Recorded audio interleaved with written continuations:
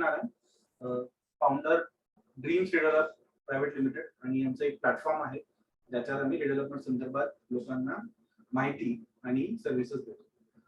आज या रिडेव्हलपमेंट आणि सेल्फ रिडेव्हलपमेंटच्या वेबिनारला आपल्या बरोबर आहे सुहास पटवर्धन सर, जे अध्यक्ष आहेत पुणे जिल्हा सहकारी गृहनिर्माण संस्था आणि उपाध्यक्ष आहेत महाराष्ट्र राज्य सहकारी गृहनिर्माण संस्था. अजून एक विषय म्हणजे स्टेट बँक नगर कोऑपरेटिव्ह हाऊसिंग सोसायटी मध्ये 15 वर्ष पूर्वी 7 प्रोजेक्ट सरांनी कंप्लीट केले, त्यात 1000 फ्लॅट्स कोऑपरेटिव्ह बेसिस मध्ये.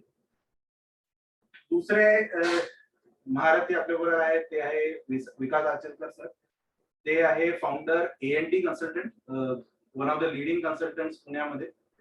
सर एक्सपर्ट आहे थीम बेस्ड प्रोजेक्ट मध्ये, MEP कन्सल्टंट कोऑर्डिनेशन मध्ये, कॉन्सेप्ट प्रेझेंटेशन मध्ये आणि जनरल ऍडमिनिस्ट्रेशन.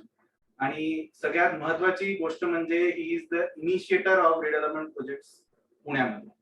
आणि त्यांचे खूप चांगले चांगले प्रोजेक्ट्स आहेत जे तुम्ही बघितलं असेल. तर हे विकास आचरेकर सर आर्किटेक्चरल अँगलनी सांगणार आहेत आणि सुहास पटवर्धन सर आपल्याला कॉपरेटिव्ह सोसायटी संदर्भात रिडेव्हलपमेंट मध्ये काय करायचं ह्याचं माहिती आम्ही देणार. तर आमच्याकडे काही प्रश्न आले होते, तर सुरुवातीचा प्रश्न आणि त्याच्यानंतर आम्ही फ्लो प्रमाणे एक एक प्रश्न आम्ही विचारत जाऊ आणि त्याचं शंका निरसन दोन्ही तज्ञ आपल्या बरोबर करतात. सुहास सर, पहिला प्रश्न, एखाद्या सोसायटी किंवा अपार्टमेंट ला जर रिडेव्हलपमेंट करायचं आहे तर त्याची सुरुवात कशी करायची आणि काय काय गोष्टींचं लक्ष ठेवायचं असतं रिडेव्हलपमेंट संदर्भात? नमस्कार, मी थोडी इंट्रोडक्शन सांगतो. पुणे हाऊसिंग फेडरेशन गेले 45-47 वर्ष काम करत आहे. पुण्यातल्या गृहनिर्माण संस्था ज्या आहेत कोऑपरेटिव्ह सोसायटी, त्याचं प्रतिनिधित्व आम्ही करतो आणि मी स्वतः 30-35 वर्ष सहकारात काम करतोय. आणि महाराष्ट्राच्या लेवलला तर आपल्याला माहिती आहे की 1,10,000 कोऑपरेटिव्ह सोसायटीज आहे आणि पुण्यात 18,000 कोऑपरेटिव्ह सोसायटीज आहे. आणि याच्यातल्या 70-80 सालानंतर म्हणजे रॅपिड पुण्याची डेव्हलपमेंट झाली, फास्ट सगळीकडे झालं. आणि त्यातल्या ज्या आता आहेत त्या सगळ्या 30-40 वर्षांनी, नॉर्मल 30 वर्ष त्याच्यात सरकारने पण ठरलेलं रिडेव्हलपमेंटच्या पुनर्विकसनासाठी. तर पहिल्यांदा म्हणजे ती सोसायटी रजिस्टर्ड असेल, ती स्वतः मालक पाहिजे, ती प्रायमरी कंडिशन. कारण तुझं खरेदी करत झालं असेल, नुसतं अग्रीमेंट टू सेल झालं असेल, जोपर्यंत तुम्ही मालक नाही तोपर्यंत तुम्ही पुनर्विकासाचा विचार पण करू शकत नाही. ती प्राथमिक गोष्ट आहे की तुम्ही त्या वास्तविकता तुम्ही त्या संस्थेचं रिडेव्हलपमेंट करताय, पुनर्विकास करताय, तर तुम्ही मालक असायला पाहिजे. तुमची जी निवडून आलेली बॉडी पाहिजे आणि तुम्ही सगळ्या गव्हर्नमेंटने केलेलं फॉलोअप केलेले इन्स्ट्रक्शन जे काय सर्क्युलर गाईडलाईन वगैरे दिलं त्याचा व्यवस्थित फॉलोअप केलं तर त्याला पुढे काय रिडेव्हलपमेंटसाठी अडचण आहे. सर, तुम्ही सर्क्युलर हे म्हणालात, तर लोकांना हे जनरली प्रश्न असतं की कुठलं सर्क्युलर फॉलो करायचं, सोसायटीने कुठलं सर्क्युलर आणि अपार्टमेंट असेल तर त्यांनी कुठलं सर्क्युलर फॉलो करायचं.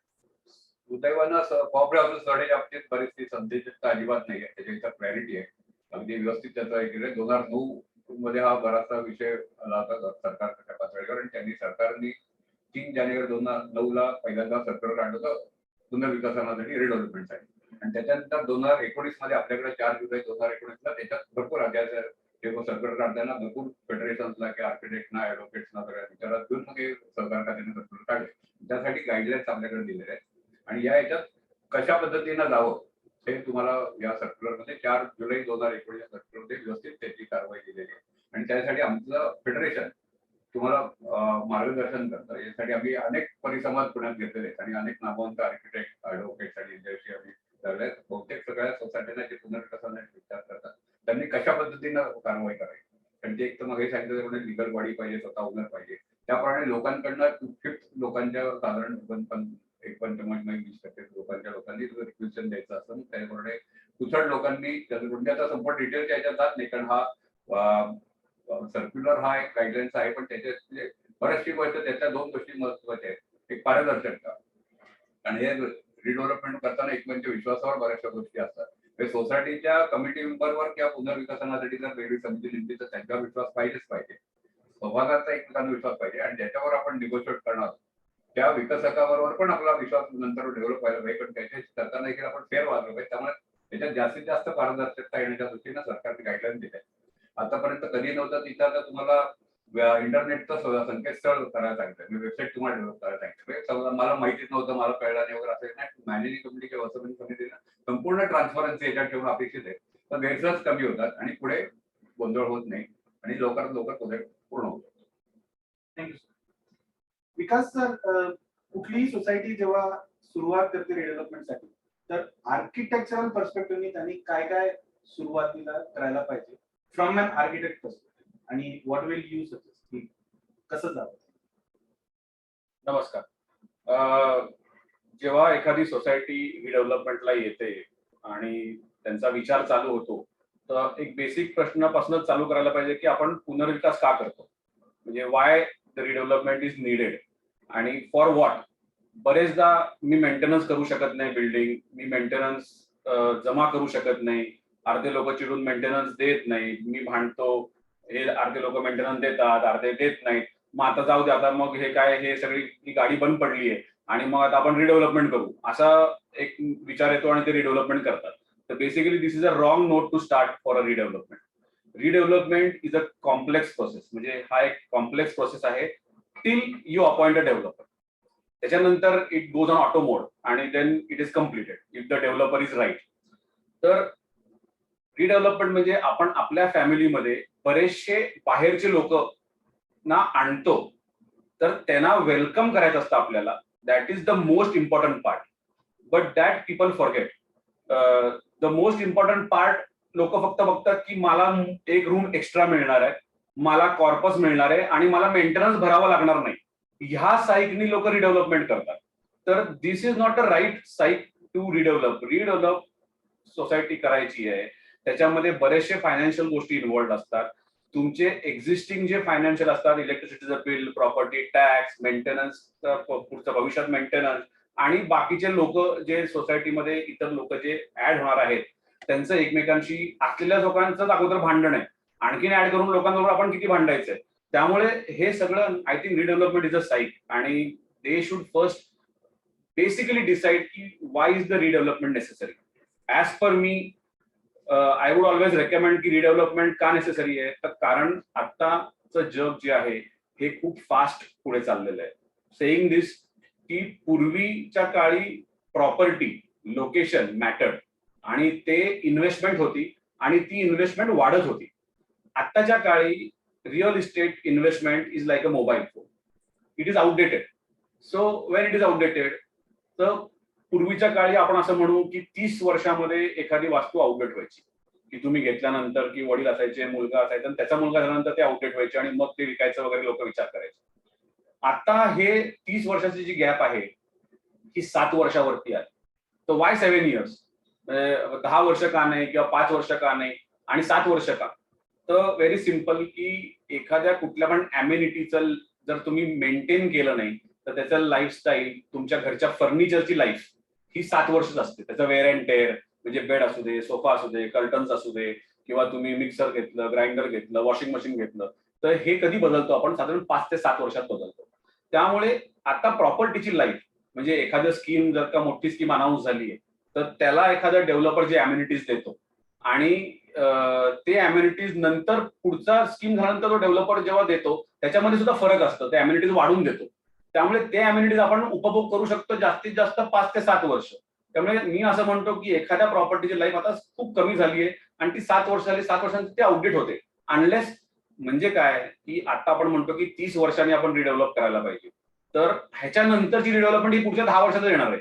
So second redevelopment will come immediately after 10 years after you redevelop your society again. So I think the psych is very necessary की तुम्ही रिडेव्हलपमेंट का करताय.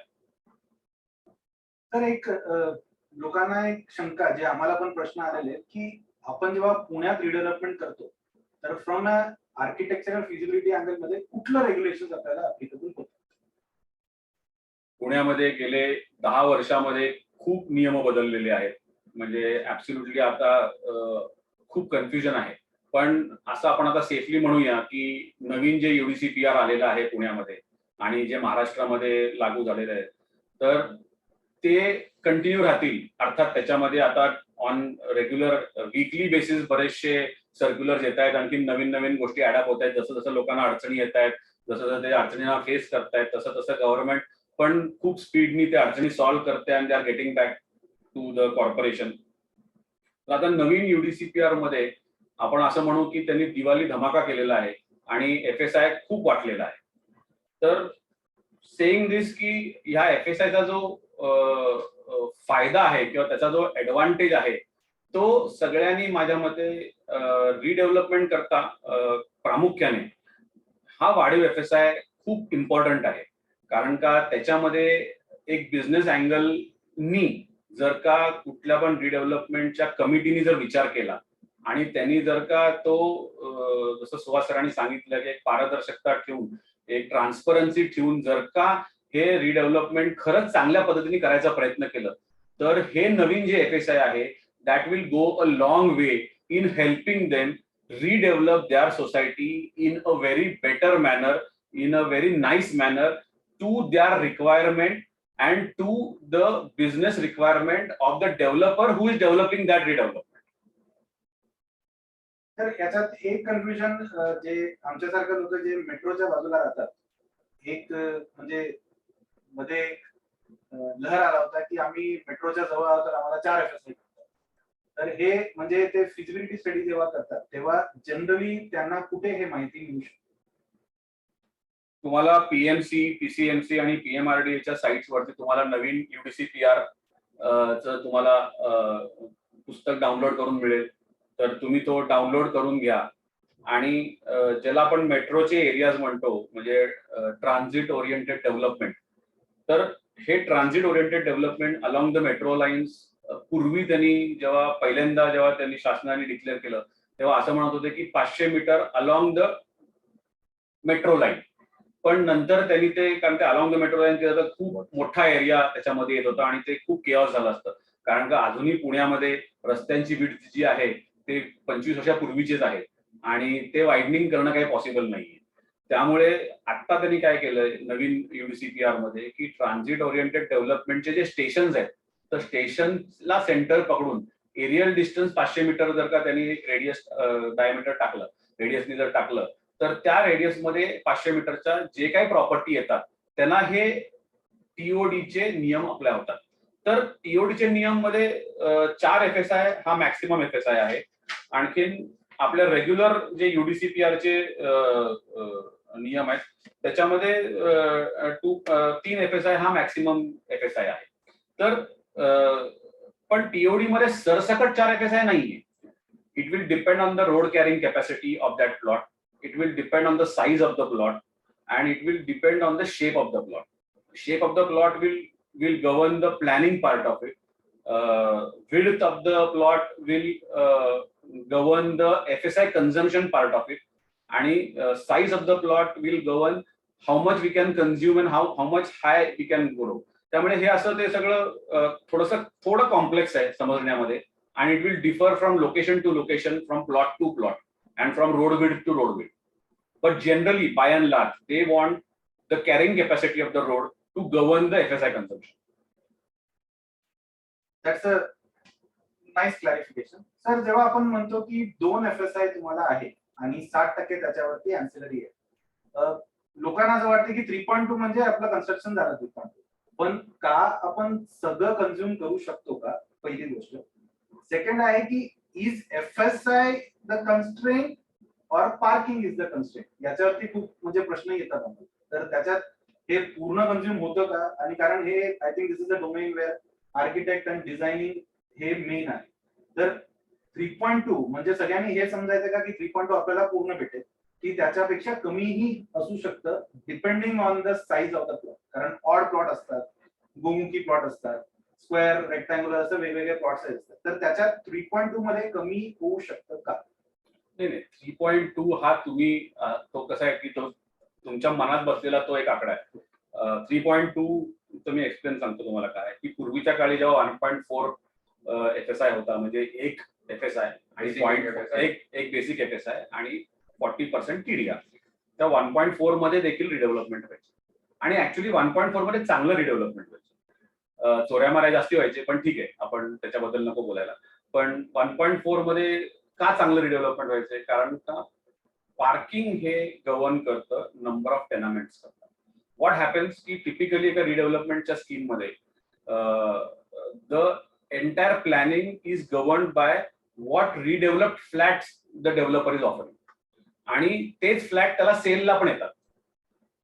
बरेचदा आपण असं बघतो की लोक त्याची खूप खिचडी करतात की मग 2 बेडरूम, 1 बेडरूमचं 2 बेडरूम होतं, 2चं 2.5 होतं, 2.5चं 3.5 होतं, 2चं 3 होतं, असं सगळ्या गोष्टी होतात. तर पार्किंग हा खूप आता एकदम इमर्जन्सी, आणखीन तो असा एक असा ज्वलंत विषय आहे की people want to park their vehicle without any problem. म्हणजे काय की माझी गाडी मी ड्राईव्ह करून माझ्या पार्किंग मध्ये मला लावता आली पाहिजे without anybody's help or without कोणी पण तिकडे काही आडकाठी न करता केव्हाही काढता येईल. केव्हाही काढता यायला पाहिजे. किंवा बरेचदा लेडीज असतात घरचे, ते पण ड्रायव्हिंग करतात, त्यांची पण गाडी असतात, प्रत्येकाकडे मिनिमम 2 गाड्या असतातच. त्यामुळे पार्किंग हा खूप मोठा विषय आहे. अनफॉर्च्युनेटली ह्या UDCPR मध्ये जेव्हा आपण म्हणतो की 5,000 फुटाचा, समजा एक एक्झाम्पल 5,000 फुटाचा प्लॉट आहे, तर पूर्वी 5,000 फुटाच्या प्लॉटवरती आपण जास्तीत जास्त 8,000 फूट 10,000 फूट बांधू शकत होतो सेलेबल, म्हणजे I am talking in terms of saleable. आता आपण 5,000 फुटाच्या प्लॉटमध्ये anywhere it is 19,500 square feet of sellable. So it is more than 1.5 times.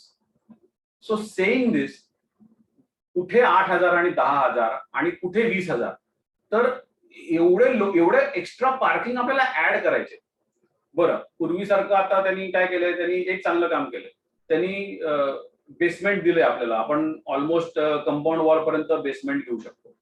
पण मग सेईंग दिस त्यांनी सांगितलं की कंपाऊंड वॉल पर्यंत बेसमेंट घ्या, पण त्याचा जो रॅम्प आहे तो बिल्टअप मधनच घ्या, म्हणजे तो प्लिंथ मधनच रॅम्प खाली घ्यायचा. प्लिंथ मधनं रॅम्प खाली घेतला तर काहीच बसत नाही, म्हणजे तिकडे गाड्याच बसत नाही. मग आपल्याला त्याचा ऑल्टरनेटिव्ह काय, आपल्याला लिफ्ट लावायला पाहिजे, किंवा आपल्याला मेकॅनिकल पार्किंग करायला पाहिजे. मेकॅनिकल पार्किंग केलं, लिफ्ट लावलं, तर त्याचं मेंटेनन्स कॉस्ट खूप हाय आहे. बरं, कार पार्किंग टाइम आणि car retrieving time is more than 3 minutes. So तुम्हाला 3 मिनिटं तिथे वाट बघत बसायची की आपली गाडी येणार, लाईट गेली तर सगळं बोंबललं, बॅकअप नसेल तर काही होणार नाही. तर बरं, माझी गाडी रिट्रीव्ह आत गेली, ती नीट गेली आहे का, ती सेफ आहे का तिच्यावर कुठली गाडी पडणार आहे का, ते आणखीन कुठे स्क्रॅच होणार आहे का, आणखीन कुठे काय होणार आहे, हे भांडणं वेगळेच. त्यामुळे ह्या ज्या गोष्टी आहेत की शेवटी एखाद्या प्लॉटचं कॅपॅसिटी किती आहे, की what is the capacity of a plot, की आपण एखाद्या प्लॉटवरती किती बांधू शकतो. तर पूर्वी आम्ही असं म्हणायचो की साधारणतः 5,000 फुटाचा जर प्लॉट असेल तर मी 2 FSI त्याच्यावरती, म्हणजे 10,000 फूट अगदी इझिली बांधू शकतो. त्याच्या पुढे नाही मी बांधू शकत. मग मी पार्किंग नाही देऊ शकत, मग मला मग पार्किंग करता वेगवेगळे गोष्टी कॉम्प्लेक्स काहीतरी करावे लागतात, मग मेकॅनिकल पार्किंग करावं लागतं. तर हे 3.5 चा आकडा कुठनं आला, तर पूर्वी काय असायचं, स्टेअरकेस फ्री होती, पॅसेज फ्री होतं, बाल्कनीज फ्री होत्या, इन्क्लोज बाल्कनी सगळे होत्या. त्यामुळे ते 2 FSI, आणि म्हणून मग तो 10,000 फूट. आता हे सगळं FSI मध्ये आलंय. म्हणजे आता तुम्हाला जरी उद्या तिकडे 3 FSI आहे, 4 FSI आहे ना, तर आता त्या प्लॉटचं कॅपॅसिटी किती आहे कन्झ्युम करायचं, तर ते पूर्वीसारखंच आहे, पण ते आता FSI टर्म्स मध्ये तो 3.5. So in a plot you can consume 3.2 to 3.5 FSI, म्हणजे तो शेवटी 2च झाला with all with all the amenity. म्हणजे ते तुम्ही करू शकता. पण सेईंग दिस, की जर का मला 19,000 फूट बांधायचं असेल 5,000 फुटाच्या प्लॉटवरती, तर मला मेकॅनिकल पार्किंगच करावं लागतं. Mechanical parking will cost you anywhere between 700 rupees per month maintenance charge. तर ते कोणी भरायचं? मग माझं नाही, माझे पार्किंग बाबा माझं मेकॅनिकल नाहीये, मग मी भरणार नाही. मग तुझं मेकॅनिकल आहे का, मग तू भरणार. मग तुझं इलेक्ट्रिक, मग तू कॉमन इलेक्ट्रिक कनेक्शन मधनं कनेक्शन घेणार आहे. माझं स्टॅक पार्किंग आहे, माझं पझल पार्किंग आहे, माझं कार टॉवर आहे. अरे बाप रे, म्हणजे आम्ही एवढ्या गोंधळ घालतो त्या पार्किंग मध्ये. Now the flat planning is the easiest part. The most difficult part is to fit the parking required for that flat type. So this is how it goes. Sir, तुम्ही पारदर्शकता हे एक पॉइंट आणलं. आता साहजिक गोष्ट आहे की सोसायटीमध्ये जेव्हा कोणी 10 फ्लॅट होल्डर, 14 फ्लॅट होल्डर, 15, 80, 30 वर्ष राहतात, तर कुठे ना कुठे काहीतरी संवाद वाद असतेच. तर ह्याच्यात लीगल स्टेटस काय असतं, की म्हणजे त्यांनी किती टक्के लोक रिडेव्हलपमेंट साठी होकार द्यावं, आणि जर लास्ट मध्ये जाऊन 14 पैकी 1 किंवा 2 आणले तर त्याच्याहून पुढे कसं जायचं आणि त्याच्यात काय मार्ग आहे मेजॉरिटी लोकांना, सो दॅट रिडेव्हलपमेंट हे आपण अडलं पाहिजे नाही पाहिजे. तुम्ही जसं विचारलं की गेले 25-30 वर्ष मी एका ठिकाणी राहतोय, तसं आपल्या कुटुंबात जसं खटके उडतात, भांडण होतात, पाट्यावर भांडण लागतात, तसं सोसायटीमध्ये ते हमखास होतात. आणि इथे तुम्ही ते कुटुंबाबरोबर राहत असतात, त्यामुळे तुमचं नसेल झालं तर तुमच्या बायकोचं होऊ शकतं, मुलांचं होऊ शकतं, आई वडिलांचं होऊ शकतं किंवा पाहुण्यांचं होऊ शकतं, असं त्याला 100 गोष्टी असतात.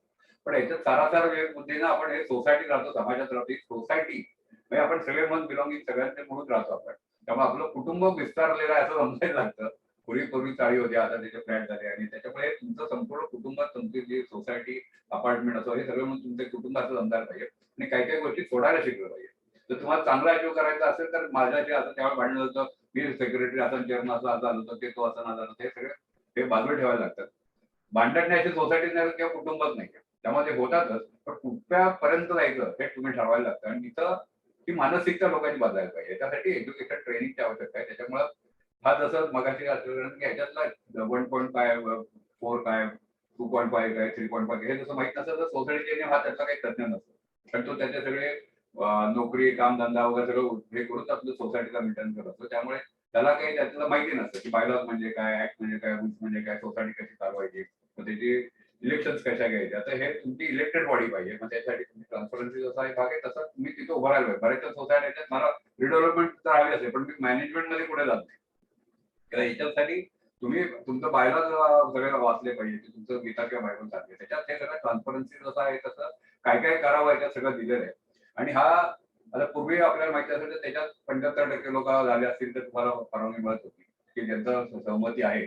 पण आयडियली 100% असेल तर ते फार स्मूथ होतं रिडेव्हलपमेंट, पुनर्विकास. आणि आता तर गव्हर्नमेंटने त्याच्या पुढे 51% पर्यंत आणले. पण हे अशा विषयात रिडेव्हलपमेंट जाऊ नये. कारण जरी त्याच्या ह्याच्यात तुम्ही सगळं सर्क्युलर फॉलो केलं तर त्याला जो अडला असेल किंवा काही असेल लोक असतात, सगळी हाताची पाची बोटं सारखी नसतात. त्यामुळे त्याच्या प्रकारचे भरपूर आमच्याकडे उदाहरण येतात. अशा वेळेला सामंजस्याने काहीतरी मार्ग काढला त्याच्यात होऊ शकते. त्याच्यामुळे अशा वेळेला कायदा काय सांगतो हा वेगळी गोष्ट आहे. कायदा असं सांगतो की पूर्वी 75% होता, आता रिपोर्ट मेजॉरिटीनं व्हायला पाहिजे.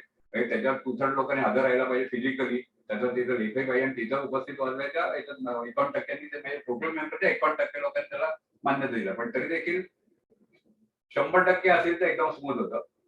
कधी कधी काही काही लोकांना असं असं की 90% पर्यंत येतात. मग आम्ही विचार करतोय, मग आम्हाला विकास पाहिजे आहे, पण कोण करणार आहे, कसं करणार आहे, काय काय करणार याच्यावर असं असतं आमचं कधी करणार. कारण शक्यतो त्या लोकांना वर्षानुवर्ष त्या जागेत राहायची सवय झालेली आहे.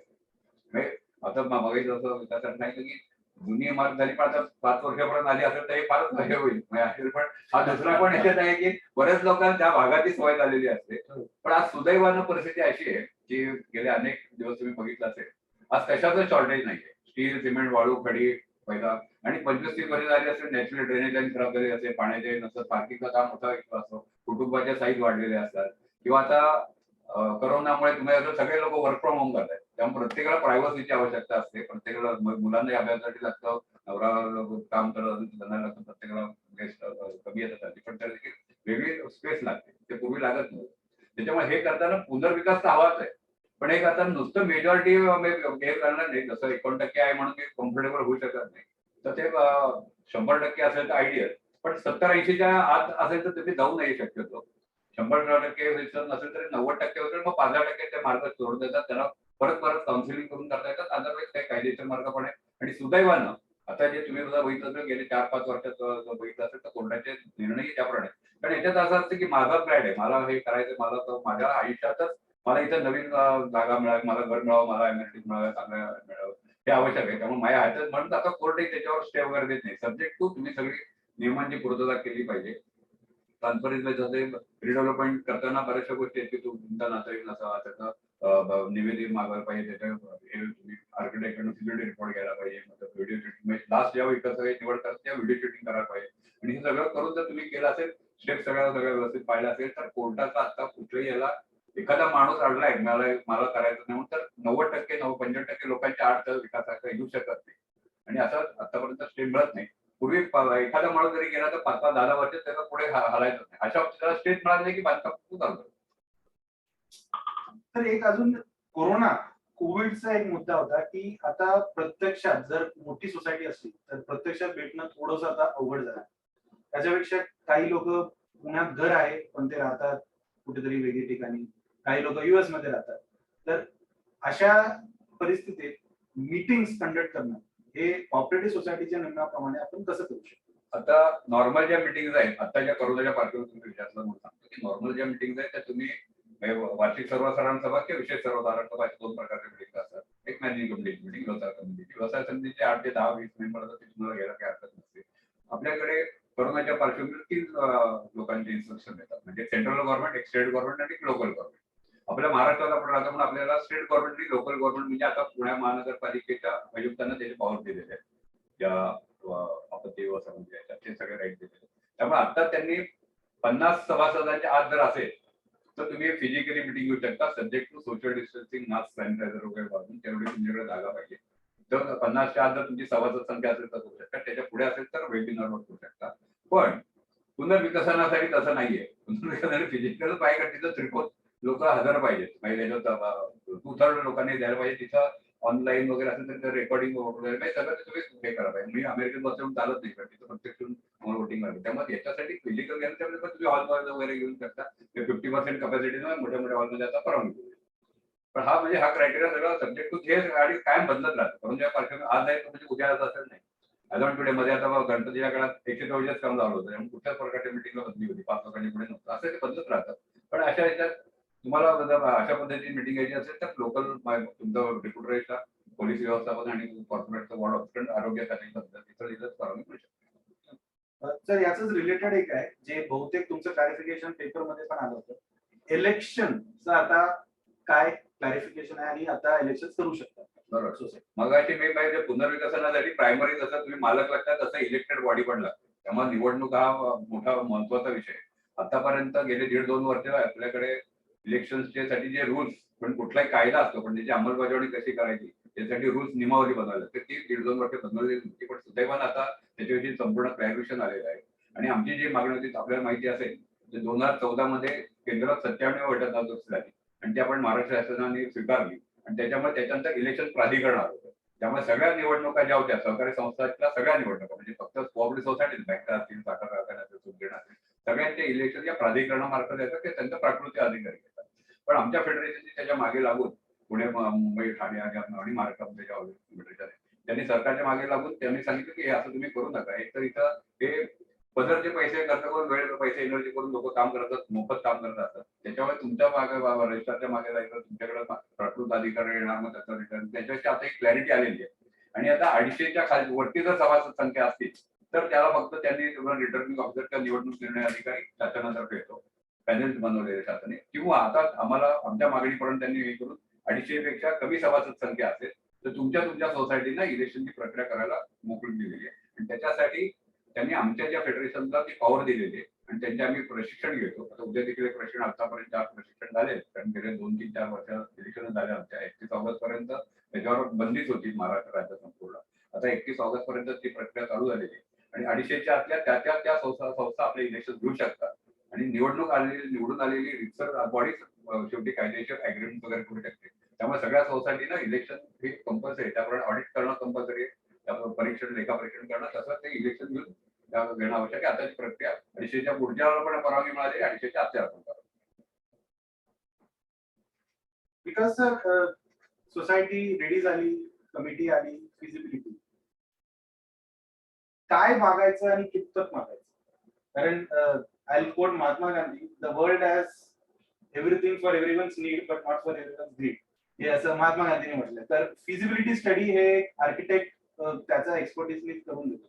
पण सोसायटीनी किती मागायचं आणि काय मागायचं, आय मीन टक्के, पैसे हेच सगळ्यात महत्वाचं आहे की रेप्युटेशन, कन्स्ट्रक्शन क्वालिटी, म्हणजे याच्यात काय काय सोसायटीने बघायचं आणि कितपत थांबायचं आणि याच्यानंतर ठीक आहे म्हणजे we can go ahead with development. हे स्टेज कसं त्यांना म्हणजे कसं पोहोचायचं. See, actually, I think if I talk about पुण्याबद्दल जर बोलायचं झालं तर पुण्यामध्ये ऑलमोस्ट एक 30 आर्किटेक्चर कॉलेजेस आहेत आणि त्याच्यामधनं चर्न करून ऑलमोस्ट एक 10,000 आर्किटेक्ट, 10-15,000 आर्किटेक्ट बाहेर पडतात दरवर्षी. आणि रिडेव्हलपमेंट हा एक असा बिझनेस झालाय की सगळ्यांना सगळंच कळतं. म्हणजे मला तर बरेचदा असा अनुभव येतो की सोसायटीवालेच मला समजून सांगतात की इकडे एवढा FSI आहे, इथे एवढं तुमचं सेलेबल होणार आहे, मग आम्हाला एवढा प्रॉफिट मिळणार आहे. आणि ते just want me to quantify that. म्हणजे त्यांचं फक्त त्यांनी केलेलं कॅल्क्युलेशन बरोबर आहे की नाही, आणि म्हणजे they just want me to nurture their ego. आणि वेरॅज तसं नाहीये. म्हणजे यू प्लीज अंडरस्टँड की any building is a complex affair. It is nowhere a simple thing. Saying this, architect is like a lawyer. There are new lawyers, there are young lawyers, there are junior lawyers, there are senior lawyers. तर मग senior lawyer का जास्त पैसे घेतो आणि junior lawyer का कमी पैसे घेतो? तर this is saying the same thing. Architecture is about experience. UDCPR वाचण्याकरता सगळ्यांना सारखं आहे, समजण्याकरता सगळ्यांना सारखं आहे, पण त्याचं इंटरप्रिटेशन जे आहे हे फक्त एक्सपिरियन्सनीच येतं. म्हणजे फॉर एक्झाम्पल, जर तुम्ही एखाद्या आर्किटेक्ट कडनं एक 5,000 फुटाचा प्लॉट आहे आणि त्यांनी तुम्हाला सांगितलं की 19,200 स्क्वेअर फूट सेलेबल येणार, आणि तेच प्लॉट घेऊन माझ्याकडे जर ते सोसायटी आली, तर मी म्हणेल त्याच्यावरती तुम्हाला 19,200 वरती आणखीन 10% इन्सेंटिव्ह FSI मिळेल. तर हे बऱ्याच जणांना माहिती नाहीये की UDCPR मध्ये एक क्लॉज असा आहे की जे एक्झिस्टिंग बिल्डिंग आहे आणि जर ती बिल्डिंग 30 वर्ष जुनी असेल आणि आपण जर प्रूव्ह करू शकलो की ही 30 वर्ष जुनी बिल्डिंग आहे, तर जेवढं त्याच्यावरती बांधकाम झालेलं आहे त्या बांधकामाच्या 10% इन्सेंटिव्ह FSI मिळते. म्हणजे याचा अर्थ काय आहे?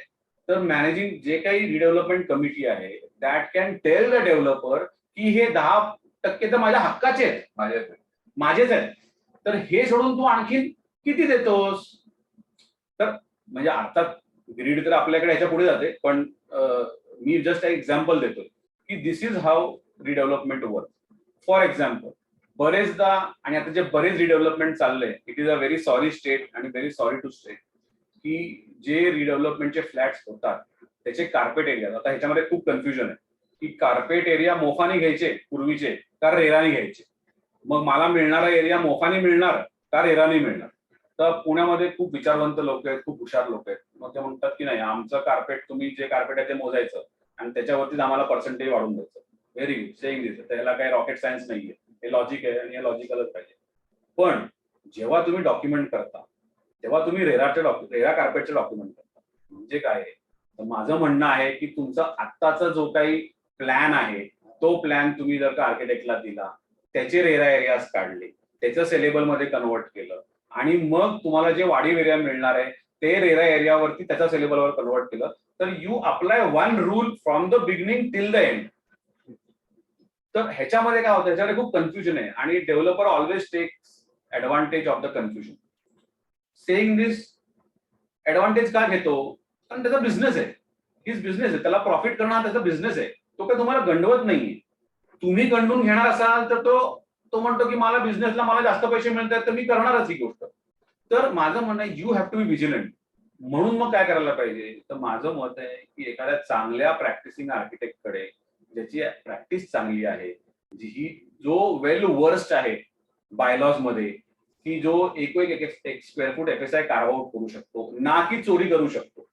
म्हणजे आता जे काही मला कोथरूडमध्ये, प्रभात रोडला जे काही रिडेव्हलपमेंट स्कीम होत आहेत ना, त्याच्यामध्ये मी रॅम्पार्ट बघतोय की आर्किटेक्चरल प्रोजेक्शन ओपन अप करून ते कार्पेटमध्ये पकडले जातात आणि ते तुम्हाला ऍडिशनल FSI म्हणून दिले जातात आणि सोसायटीचे खूप हुशार सदस्य ते ऍग्री करून घेतात आणि it is illegal, it is not allowed.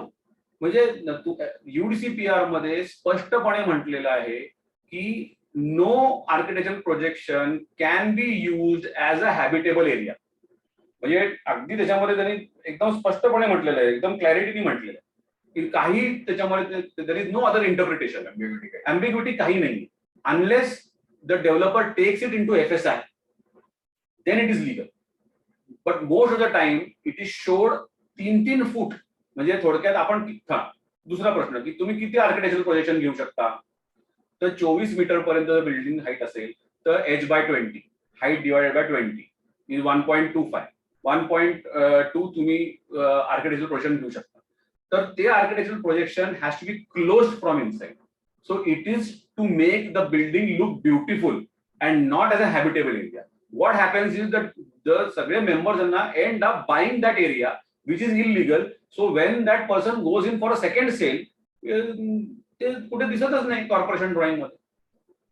बरं, सेइंग दिस बरेचदा रॅम्पार्ट कसं आहे की बरेचदा ह्या गोष्टी, आणि आता तर फार छान झालेलं आहे, आता तर RERA areas are mentioned in the corporation drawing. त्यामुळे तुम्ही ते कॉर्पोरेशन ड्रॉइंग मधलं रेरा एरिया चेक करा. बरं, असं अजिबात नाहीये की कॉर्पोरेशन ड्रॉइंग चुकू शकत नाही. 100% चुकू शकतं. तर आपण as a member we have to be vigilant and we have to be vigilant enough to see whether the sanction drawing is a good drawing without any error. Corporation लाखो project sanction करते. It is impossible for them to remain very very sane आणि प्रत्येक drawing बरोबर असू शकतं, हे असं होऊ शकत नाही. त्यांच्याकडनं पण नजर चुकीने चुका होऊ शकतात. तर हे आपली जबाबदारी आहे, म्हणजे मेंबर्सची जबाबदारी आहे की कॉर्पोरेशन ड्रॉइंग जे आपल्या डेव्हलपरनी कॉर्पोरेशन मध्ये सबमिट केलेलं आहे, whether it is as per law, it is your responsibility as a member to see that you are getting a legal area. तुम्हाला लीगल एरिया तुम्ही बाय करताय, लीगल एरिया तुम्हाला extra percentage म्हणून मिळतंय. म्हणून जे पर्सेंटेजचं वॉर चाललेलं आहे, 60%, 70%, आता तर एक सोसायटी माझ्याकडे आलेले 100%. डेव्हलपर बॉस, हे गणित आहे. 2+2 कॅनॉट बी 10. 2+2 हे जास्तीत जास्त 5 होऊ शकतं. खूप डोक्यांना पाणी गेलं 6 होऊ शकतं, ह्याच्या पलीकडे नाही. So this is what I think when you go in for a feasibility, please appoint an architect who is at least done 10 years of practice, 10 years of developer based practice, 10 years of licensing based practice. 10 years का? कारण का 3 वर्ष 4 वर्ष लागतात साधारण एक scheme complete व्हायला. म्हणजे 10 वर्षामध्ये त्यांनी 20-25 स्कीम केल्या असतील, आणि 20-25 स्कीम करून त्याला जो काही अनुभव आला असेल तो ते अनुभव तुमच्या फिजिबिलिटी मध्ये टाकून तुम्हाला 99% तुम्हाला तो बरोबर देऊ शकतो. 1% बरेचसे चेंजेस होत असतात, बरेचसे तुम्ही अपडेटेड कोण असतं, बरेचदा माहिती नसतं, बरेचदा सर्क्युलर सगळीकडे गेलेले नसतात. त्यामुळे तो 1% तुम्ही ठेवा. पण by and large, the person who has practiced for 10 years will probably have the right attitude, will have the right mindset to give you a technically good feasibility. So this is what they should do. Feasibility, and परत पुढे जाऊन सांगतो, म्हणजे going ahead of your question, की feasibility is not to be seen as a greed to extract more. आतापर्यंत मला माझ्याकडनं जेवढे फिजिबिलिटी घेऊन गेले ते सगळे मला नंतर असे वाटले की ते डेव्हलपरला एक्स्ट्रॅक्ट करण्याकरता मग हे एक्स्ट्रॅक्शन चालू झालं ना, की मग ते आर्किटेक्चरल प्रोजेक्शन ओपनिंग चालू होतं, मग ते डक्ट क्लोजिंग चालू होतं, मग ते सगळे चुकीचे एरिया. म्हणजे बरेचदा काय होतं की the society initiates that the developer makes mistake because of the greed. So the feasibility has to be understood in the business sense. The architect has to guide the society on how much they should demand, how much money the developer is making, what is the right amount that the developer should make, what are his financial constraints, what are his finance costs in this market condition. The most difficult sale is redeveloped flats. कारण का तो त्याच्या मनाने ते flats करत नाही. तुमच्या redevelopment करता तुमच्या पर्सेंटेजला जो फ्लॅट डिझाईन होतो तेच त्याला विकायला लागतं जबरदस्तीने, आणि ते प्रॉफिट त्याचं शेवटपर्यंत अडकलेलं असतं, कारण का ते बिल्डिंग झाल्यानंतरच ते विकलं जातं, आणि he has to bear that entire cost till that end. So they have to be little bit, society has to be understand all this business that goes into the redevelopment and then take the right decision. तर याच्यात आपण सोसायटीचं contribution वेगळं ठेवूया, but feasibility study is the right mechanism or feasibility plus plan पण करून घेणं हे चांगलं मेकॅनिझम आहे. कारण फिजिबिलिटी स्टडी मध्ये जे नंबर्स असतात अल्टिमेटली ते कॉर्पोरेशनचा प्लॅन सँक्शन होऊन यायला पाहिजे. तर सोसायटी कधी कधी हे विचारतात की फक्त फिजिबिलिटी करायला चालेल का, की आम्ही प्लॅन पण बसून घेऊ की दिस इज सँक्शनेबल प्लॅन आणि त्याच्यानंतर करायला पाहिजे. ऑब्व्हियसली त्याचा खर्च जरा जास्त होणार, पण what do you think is the right way? माझा आणि सुहास सरांचं बरेच वेळा आम्ही असतो मीटिंग मध्ये, आणखीन हे सगळ्या गोष्टी सोसायटीना ब्रीफ करण्याकरता असतो. तर फिजिबिलिटी जेव्हा सोसायटी घेते की तर मला असं वाटतं की त्याचं जे बेसिस आहे फिजिबिलिटीचं ते असंच पाहिजे की सोसायटींकडे बेसिकली रिडेव्हलपमेंट करता त्यांनी जो कॉर्पस जमा केलेला असतो तो खूप कमी असतो आणि त्यांना लक्षात आलं पाहिजे की नुसतं फिजिबिलिटी घेऊन रिडेव्हलपमेंट होणार नाही. म्हणजे काय, what is the right approach to do society redevelopment? The right approach is to take a feasibility number 1, to understand what goes into the business of that redevelopment. Second, that architect should employ the architect to make a plan and do the allotment of the flat holders in the society itself. आणि तो म्हणून मी म्हणतो 10 वर्षाचा तुम्ही architect experience का निवडा, कारण मग he can do a sanctionable plan without going in for a sanction.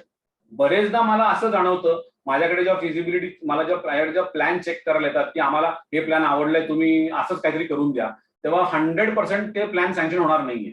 असंच असतं, कारण आवडणारा प्लॅन आपल्याला नेहमी न सँक्शन होणारच असतो, कारण त्याला नियमांचं काही बंधन नसतं.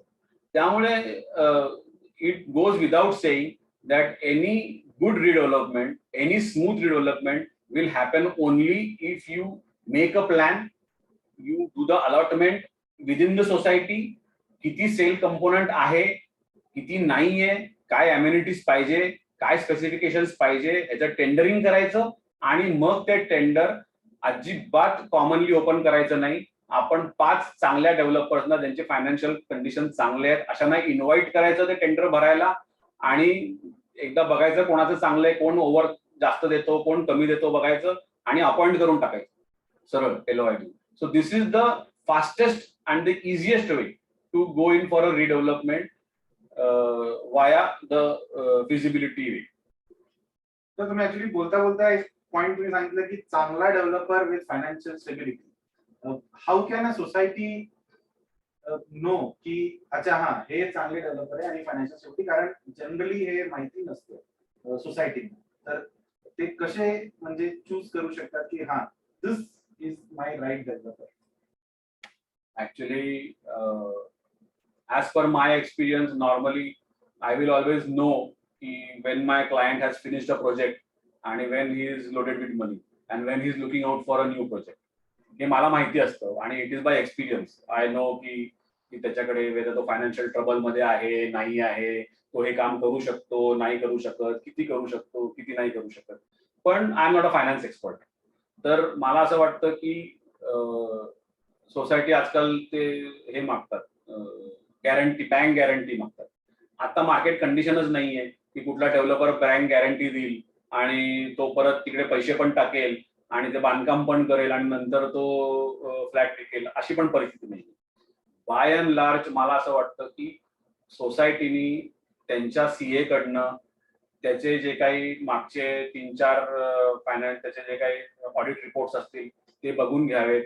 तो बांधकाम करण्यापुरतं त्याला जे काही फंड लागतात त्याची अवेलेबिलिटी कशी करणार आहे हे त्याचं विचारपूस करावं. ते त्यांच्या सीए कडनं घेऊन, त्यांच्या बँकेची विचारपूस करून, बँकेकडनं पत्र घेऊन, बँकेकडनं त्याचं जे काही रेप्युटेशन आहे ते बघून, चेक करून, समजून घेऊन रिडेव्हलपमेंट करायला पाहिजे. But this is what I think. I may be wrong, कारण फायनान्स एक्सपर्ट नाहीये मी. पण जी काही खबरदारी आहे, पण त्याच्यावरती तुम्ही जर का जबाब देत नाही, तुम्ही मला बँक गॅरंटीज द्या, मग तुम्ही मला हेच करा, मग तुम्ही मला TDRच माझ्या नावाने घ्या आणि असं त्याला प्रेशराईज करून काही उपयोग नाही. पैसे आहे तर आहे आणि नाहीये तर नाहीये, म्हणजे हे दोनच गोष्टी असू शकतात. There cannot be a third way out. Mainly all this developer work on a project finance basis and that project is financed by some bank or another. Normally HDFC is a major player in this line. Some cooperative banks are major player in this line. ते ह्या लोकांना finance करतात आणि it is very easy for such banks to give them a letter saying that this project is financed by me. आणि आता बरेच bank make it sure that त्यांचं project फायनान्सचे पैसे हे प्रोजेक्टला वापरले गेले की नाही हे ते एन्श्युअर करतात. आणि society can have an arrangement with the bank that they will ensure that this finance is going in to this project only. तर ह्या थोड्याशा गोष्टी ज्या आहेत हे थोड्याशा आपल्याला एक्सपर्ट्सना इन्व्हॉल्व्ह करून एन्श्युअर करावे लागतात आणि विच इज इझिली डन. तर ऍक्च्युली हे मी प्रश्न विचारणार होतो, पण व्हेरी व्हेरी स्टिकी एक आहे जे वर्ड विकास सरांनी यूज केले, बँक गॅरंटी. आता तुम्हाला मी हे प्रश्न दोन मार्गाने विचारतो. एक आहे ॲज कॉपरेटिव्ह सोसायटी एक्सपर्ट, दुसरं आहे तुम्ही स्वतः बँकेत पण होते. बँक गॅरंटी ह्या वर्ड मध्ये जे सेकंड वर्ड आहे guarantee, how much does it guarantee आणि त्याचं प्रॅक्टिकल स्टँड काय असायला पाहिजे? नाही सांगतो. आता हे जेव्हा हे सर्क्युलर काढलं ते बँक गॅरंटी कशामुळे आली, कारण विकसकांनी पूर्वी अनुभव आलेला होता की रेरा येण्याच्या आधीचा मी सांगतोय, तर त्यावेळेला अनुभव आला होता की विकसक काय करत गेले, याच्याशी अग्रीमेंट कर, याच्याशी अग्रीमेंट, या सोसायटी बरोबर इकडे जागा वेगळी तिकडे जागा, मग त्याचं डायव्हर्सिफिकेशन व्हायला लागलं. म्हणजे आणि मग ते त्याचं जे पूर्वीची जी कपॅसिटी होती मॅन इक्विपमेंटची रिप्लेसमेंट त्या फायनान्स घेण्यासाठी. मग बँक गॅरंटी कुठे आली की कारण हा जेव्हा सोसायटी किंवा अपार्टमेंट रिडेव्हलपमेंटला जाते तेव्हा त्यांचं आयुष्यातलं सगळं ते कमाई त्याच्यात घालत असतात. आणि जेव्हा प्लॅन सँक्शन होऊन ते पाडलं जातं तेव्हा ते नववेर होतात. त्याच्यामुळे या 2 ते 3 वर्षाचा त्याचा पूर्ण नाही झाला तर त्याला काहीतरी स्टॅबिलिटी पाहिजे, त्याला काहीतरी सिक्युरिटी पाहिजे. सिक्युरिटी हा महत्वाचा पाहिजे आणि त्याच्यासाठी ही बँक गॅरंटी आली. आता प्रॅक्टिकली ॲज अ बँकर मी तुम्हाला सांगतो की पूर्वी आम्ही 2%, 5% घेऊन बँक गॅरंटी देतो. आता हल्ली या सगळ्या विकासकांच्या वेगवेगळ्या कारणांमुळे आणि बँकेचे नियम बदलल्यामुळे आता 100% किंवा 50% त्याच्याकडे बँक गॅरंटी देते. हा प्रॅक्टिकल आहे. त्यामुळे मगाशी जर उदाहरण पुढे विकासाने सांगितलं त्याच्या पुढे येतो की याच्यात आर्किटेक्ट हा महत्वाचाच आहे, कारण त्याच्याकडे फिजिबिलिटी रिपोर्ट आपण घेतो. मग तिथे त्याच्यात आपल्याकडे सोनं आहे, चांदी आहे, काय तिथे आपल्याला कळतं. मग आपल्याकडे काय मागायचं. पण बऱ्याच वेळेला सोसायटीकडे उलट होतं. सोसायटी अपार्टमेंटकडे लोक बिल्डर काहीतरी प्रपोजल घेऊन देतात आणि मग ते बरोबर करण्यासाठी फक्त आर्किटेक्टकडे जातात. तसं न करता सोसायटीनं स्वतःचे पैसे खर्च करून फिजिबिलिटी रिपोर्ट पाहिजे, स्वतःच्या विश्वासातला आर्किटेक्ट नेमायला पाहिजे, स्वतःच्या विश्वासातला एक चार्टर्ड अकाउंटंट नेमायला पाहिजे, स्वतःच्या विश्वासातला ऍडव्होकेट नेमायला पाहिजे. या 3 गोष्टी त्याला प्रोजेक्टच्या पहिल्या दिवसापासून शेवटपर्यंत लागतात. आणि तो बिल्डर विकत घेऊ शकणार नाही असा पाहिजे, म्हणजे तो सोसायटीचा विश्वास असला पाहिजे. जो मी तुम्हाला पेमेंट कराल तर तुम्ही माहिती लॉयर असतात आणि त्याच्यात नॉर्मल त्याला लोकांची हे असते, कारण सोसायटीला म्हणजे मोठ्या लोकांना तो करता असतो, त्यामुळे प्रोफेशनल लोक करतात. त्याच्यामुळे सोसायटीनं त्यांच्याबरोबर हे करून मग तिथे पोझिशन येते की बँक गॅरंटी घ्यायची का नाही. सर्क्युलर सांगतो की 20% प्रोजेक्ट कॉस्ट घ्यायला पाहिजे. विकासक काय म्हणतो की जेव्हा मी आता तुमचा प्लॅन सँक्शन करतो त्यावेळेला आता मला एवढा टीडीआर घ्यायचा, मला तेवढं मी तुमच्याच नावाने घेतो. पण हा घेतो हे बरोबर आहे, पण तो त्याबरोबर पॉवर वेटरनी पण घेतो, त्या विकायचे राईट्स पण घेतो. त्यामुळे सोसायटी याच्यात काहीच नसतं. त्याच्यामुळे सोसायटीला काहीतरी सिक्युरिटी पाहिजे. म्हणून त्याच्यावर एक दुसरा पण उपाय असा आमच्या पण याच्यावर विचार चाललेला आहे की बँक गॅरंटी बऱ्याचशा विकसक द्यायला तयारच नसतात आणि मग पुढे कन्स्ट्रक्शन होत नाही. त्याच्यात 2 उपाय आहेत. त्याला एक तर जे तुम्ही प्लॅन सँक्शन होऊन येणार असेल जे विकण्यासाठी पाहिजे यांना 15, 20, 30% जे काय तुम्हाला ऍडिशनल फ्लॅट देतात ते सोडून जे विकण्यासाठी विक्रीसाठी जे असतात तेवढ्या किमतीचे प्रोजेक्ट करतात तेवढे त्याची बँक गॅरंटीच्या ऐवजी त्यांनी ते त्यावेळेकडे सोसायटीकडे त्यांनी मॉर्गेज ठेवायचे. त्याला काही दुसरीकडनं करायच्या आवश्यक, त्याला काही इंटरेस्ट वगैरे द्यायचं काही गरज नाही. आणि जसे जे फंड्स होतील राहायचे पण ते रिलीज करावं सोसायटी बांधकामाची पद्धती. हा प्रॅक्टिकल आहे. आणि त्याच्या पुढची गोष्ट ऍक्च्युअली मग त्याच्यासाठीच हे सगळं विकासकाच्या वेळेस भरपूर अडचणी आलेल्या आहेत. या रेरा नोटबंदी वगैरे या सगळ्या याच्यामुळे विकास मधल्या परिस्थिती आणि आता तर करोना, त्याच्यामुळे बरेचसे अडचणीतच आलेले आहेत. फक्त त्याला एक ऍडिशनल आहे की आता कशाचं शॉर्टेज नाही आणि त्याच्यामुळे पैसे पण भरपूर रोल होत आहेत आणि चांगल्या ठिकाणी मार्केट पण आहे. त्याच्यामुळे आज पुनर्विकास ही त्याच्या पुढची संकल्पना आली. मग मी तर त्याचा सगळीकडे कॅनव्हासिंग करत असतो आम्ही की स्वयं पुनर्विकास हे करायला पाहिजे. स्वयं पुनर्विकास केला तर त्याच्यात विकसकाला पण रिस्क नाहीये. फक्त त्याच्यात हे लोक का जात नाहीत कारण त्याच्यात तुम्हाला थोडं सोसायटीच्या अपार्टमेंट वाल्यांना थोडं त्याचे कष्ट घ्यायला लागतात आणि त्याच्यात चांगली पीएमसी म्हणजे project management consultancy architect firm जे पहिल्या दिवसापासून शेवटपर्यंत त्यांना मदत करू शकेल. हा काय बिल्डर काय करतो तेच काम करतो. या सगळ्या लोकांना एकत्र आणतो आणि त्याच्याकडे एक्झिक्युशनचं काम करतो. एक्झिक्युशनचं पार्ट आहे हा पीएमसी स्ट्रॉंग पाहिजे, ती चांगली हे पाहिजे, त्याच्याकडे या सगळ्या एजन्सीज असायला पाहिजे आणि त्यांना सोसायटी आणि या सगळ्या कौन्सिलकडून कोऑर्डिनेशन करायला. आणि याच्यात सरकारने आता 2019 मध्ये स्वयं पुनर्विकासासाठी 13 सप्टेंबर 2019 एक मोठं सर्क्युलर काढलेलं आहे. त्याच्यात विकसकाला रिस्कच नाहीये आणि सोसायटीला रिस्क नाही, कारण माझा फ्लॅट प्लॅन सँक्शन होतो आणि याच्यात भरपूर कन्सेशन दिले. म्हणजे त्याच्यात बँक गॅरंटीचा प्रश्न आहे, तर तुम्ही हे करता बँकेला कर्ज पूर्ण मिळत नसतं तर रिझर्व्ह बँकेने तेही काढलेले की आता भरपूर बँकेकडे पैसे उपलब्ध आहे, पडून आहेत पैसे, तुम्ही घ्या म्हणून मागे राहतो, रोज तुम्हाला फोन येत असते बँकेत. त्यामुळे आणि चांगल्या ठिकाणी विक्री पण होते. तुम्ही आता मार्केट बघितलं तर परत रिवाईव्ह होत आहे आणि चांगल्या ठिकाणी तुमचं लोकेशन चांगलं सोसायटी चांगलं तिथं अधिक लोक घेतात आणि तिथं भरपूर सिंगल विंडो सिस्टीम आहे, टीडीआर मध्ये इंटरेस्ट मध्ये तर 4% सबसिडी म्हणजे केवढी मोठी आहे. आणि जीएसटी जीएसटी भरपूर तुम्ही म्हणा त्याच्यात आहे टीडीआर आता सगळ्यात कॉर्पोरेशनचा जो खर्च आहे त्याच्यात देखील इन्स्टॉलमेंट घ्यावा असं म्हटलं. त्याच्यामुळे भरपूर आहे. तर त्यामुळे आणि त्याच्यात शेवटी विकसन डेव्हलपमेंट काही हे करणं नाही, जेव्हा बांधकाम तसं त्याने जो तुम्ही आता याच्याबरोबर तुम्ही टेंडर मागवत आहे त्यानेच करायचं, त्याच्याबरोबर तुम्ही अशा ट्रायपट करायचं की ते हा पार्ट जो वेगळा तो तुम्ही त्यांना कन्स्ट्रक्शन त्यांनीच करायचं, तर तो त्यातला एक्सपर्ट आहे, त्याच्याकडे सगळं मॅनेजमेंट मशीन सगळं आहे. फायनान्सचा पार्ट आहे तुम्ही लोकांनी उपलब्ध करून द्यायचा आणि सेलसाठी फक्त त्याच्यातही तुम्ही एजन्सी करून अंडर रायटिंग वर भरपूर आता हे पूर्वी नव्हतं, हे सगळं आता उपलब्ध आहे. त्यामुळे याच्यात रिस्क कमी आहे, प्रोजेक्ट अडकत नाही, बँक गॅरंटीचा प्रश्नच येत नाही. जे आता रिलेक्टेड असं ते स्वतःचे फंड टाकून घेणं कोणाला परवडत नाही, बँकेचा रेट त्यामुळे सगळ्यात चांगला पुनर्विकास आहे आणि दुर्दैवानं सध्या त्याला दुर्लक्ष झालेलं आहे बदल त्यामुळे त्याच्याकडे सोसायटी चालवायचे रिस्क झिरो आहे.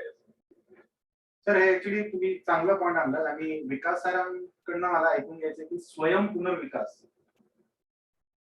किती बेनिफिशियल आहे आणि त्याच्यात एएनटी हे आम्ही आपलं बोलणं झालं होतं, तर त्याच्यात काय काय फॅसिलिटीज हे स्वयं पुनर्विकास तुम्ही करत असाल तर काय काय प्रोव्हाइड करू शकता? Self development I think it is the order of the day आणि if done properly self development हेच व्हायला पाहिजे. म्हणजे काय आहे तर आपल्या प्लॉट वरती आपल्याला ऍडिशनल जो FSI मिळालेला आहे त्याच्यामध्ये नंबर ऑफ मेंबर्स न वाढता आपल्याला जर का वाढीव एरिया मिळतो आणि तो वाढीव एरिया माझ्या वाढलेल्या फॅमिलीला ऑक्युपाय करता येतं, मग तिची टेनन्सी नंबर ऑफ टेनन्सी वाढले तरी चालतं, कारण सोसायटीमध्ये राहणारेच लोक तिथे राहणार आहेत, किंवा मला ऍडिशनल फ्लॅट मिळतो रेंट आउट करायला, जे मी रेंट करून मला त्याचं रिटर्न्स मिळत आहेत. बरं ते रिटर्न्स पण लोकांना बेसिकली साधं म्हणजे it is so simple economically की थोडं साधं गणित मांडलं तर it is an investment which is giving you high returns.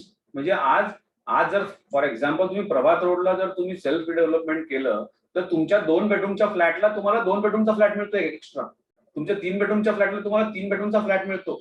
आज तुम्ही नवीन फ्लॅट घ्यायला गेला प्रभात रोडला तर 16,000 रुपये रेट सांगून तुम्हाला 15,000-15,500 रुपयाला तो फ्लॅट मिळतो आणि विकत घ्यायला. आणि हाच फ्लॅट 2-2.5 कोटीचा 3 कोटीचा तुम्ही जर रिडेव्हलपमेंट सेल्फ केली तर तुम्हाला तो फ्लॅट 50 लाखात मिळतो. 3,500 रुपये फक्त तुम्हाला खर्च करायचे आणि त्या 50 लाख रुपये तुम्ही केल्यानंतर तुम्हाला 1-3 बेडरूमच्या फ्लॅटला 60,000 रुपये रेंट मिळतं.